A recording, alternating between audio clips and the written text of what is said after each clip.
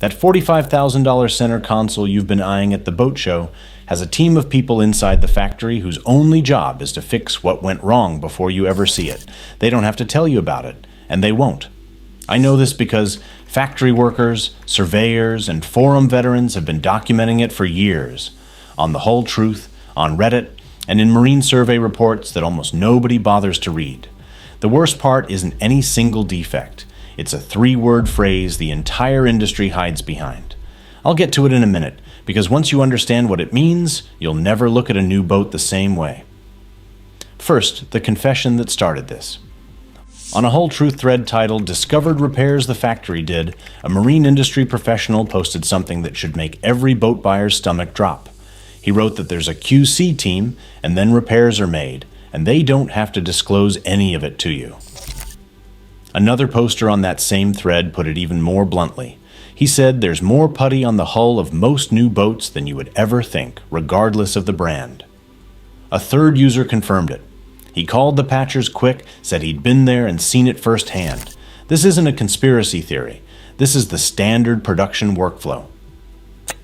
A hull comes out of the mold, it goes to the repair department, they sand it, fill it, shoot gel coat over the top, and by the time it reaches the showroom floor, that hull looks like it was born perfect. One owner on that thread bought a 26-foot center console new. 8 years later, the gel coat started revealing 4-foot stretches of hidden repairs underneath. The factory admitted the finish was paint over gel coat, applied to cover defects before he ever signed paperwork. Those repairs discolor over time and look like post-purchase damage, but they were done by the builder. Now remember that 3-word phrase? Within tolerance. The boating industry's master construction standard, ISO 12215-5, covers how thick and strong your hull needs to be. Its own introduction says it was set toward the lower boundary of the range of current practice. The 2019 revision restated this as set toward the minimal. The standard that defines whether your hull is acceptable was written to match the bare minimum builders were already doing. It doesn't define quality, it defines a floor. But that floor is where most production boats live. A surveyor who performed over 5,000 hull inspections found that laminate strength on good laminates varies by plus or minus 33%, just from differences in glass to resin ratios. His conclusion was blunt. Hull number 125 may be defect-free, while hull number 126 is riddled with voids. So when the factory tells you a defect is within tolerance, what they're really saying is it passed the lowest bar that exists in the industry.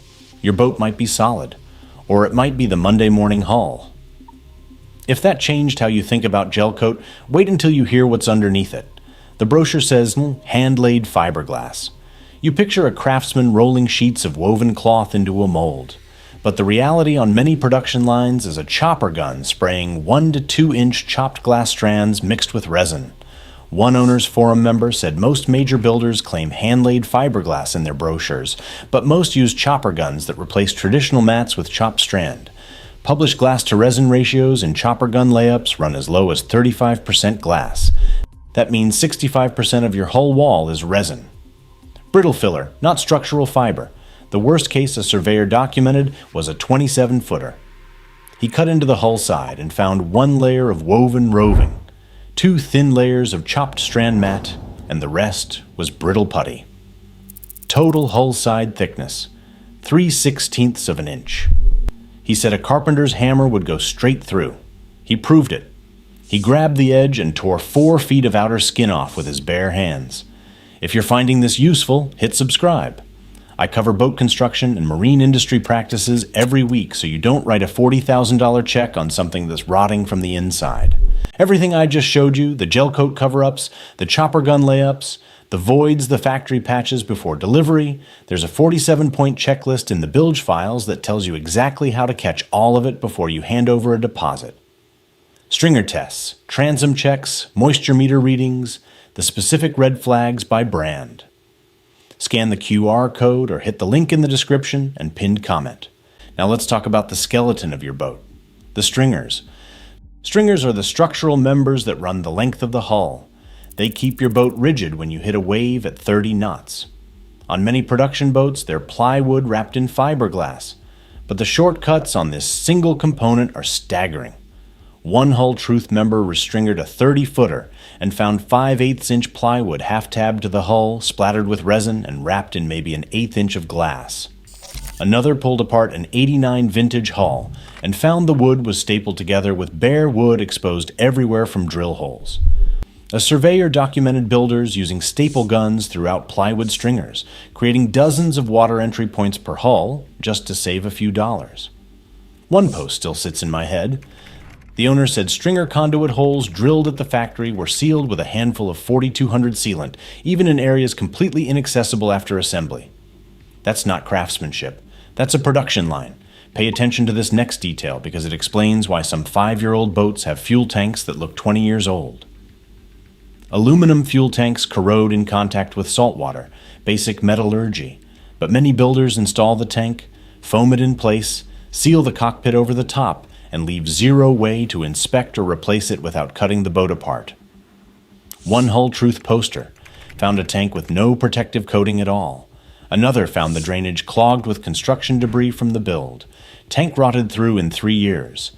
The number that should scare you comes from marine consultant Steve D'Antonio. He found that 75% of the engines and generators he inspects fail to meet the manufacturer's own installation requirements. These aren't beater boats. These are new and near-new vessels. That NMMA certification seal you assume guarantees safety? It checks one representative model per builder, per year. But the manufacturer vouches that every other boat they build also meets the standard. Nobody spot checks. This is the part that ties everything together. The customer assumes within tolerance means engineered to a high standard. The factory means they passed the lowest bar the industry agreed on. The customer assumes gelcoat is cosmetic paint.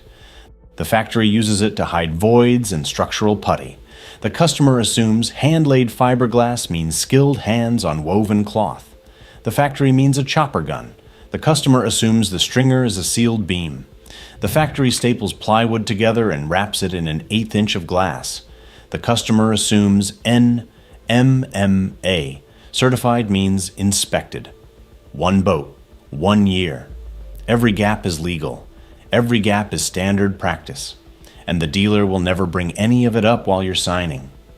So here's what you do. Get a pre-purchase survey on your next boat. And I mean your next new boat, not just used. Find a NAMS or SAMS certified marine surveyor. Budget $300 to $500. Have them check the stringers, the transom core, the fuel tank installation, the backing plates, and the wiring. That one inspection is the difference between buying a boat and buying a floating liability. The factories aren't going to change. The only thing between you and a $40,000 mistake is knowing what's under the gelcoat. YouTube thinks you'll like one of these 2 videos, so click whichever one grabs you. And if you made it this far, you already know this channel doesn't waste your time. Subscribe.